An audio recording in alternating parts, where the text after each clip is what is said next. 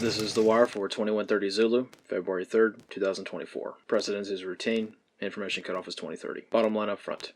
Initial battle damage assessment of American strikes underwhelming. Beginning with international events. In Europe, a stabbing attack in Paris wounded 3 at Gare de Lyon railway station yesterday. The assailant is reportedly a refugee from Mali. In the Middle East, initial assessment of the American strikes in Syria indicates little damage. The substantial warnings given to Iranian forces also resulted in very few casualties, around a couple of dozen deaths at first count by local forces. In the Red Sea Horn of Africa region, Houthi targeting of both commercial and naval vessels continues throughout the region. Yesterday, CENTCOM officials stated that strikes were conducted against 4 targets in Yemen, and aircraft from the USS Eisenhower carrier strike group shot down 7 drones over the Red Sea. Today, 6 strikes were conducted in Yemen, allegedly against missiles staged to launch against shipping in the region. On the home front, in New York, city officials have launched a $53 million campaign to distribute funds directly to illegal immigrants via immediate response cards, i.e. prepaid credit cards. Like most other welfare programs, cards will be refilled with funds every month, but unlike pre-existing SNAP benefits, the only accountability for funding under this new process involves illegals signing documentation promising to only use the cards for food. Analyst comments for this wire. Though comparing numbers of munitions instead of tonnage and/or munition type is not the most accurate depiction of combat power, 159 attacks on U.S. forces throughout the Middle East have been reported since October 7th, whereas only 125 individual munitions were dropped last night. For reference, Israel has been dropping roughly 1,000 bombs per day in Gaza.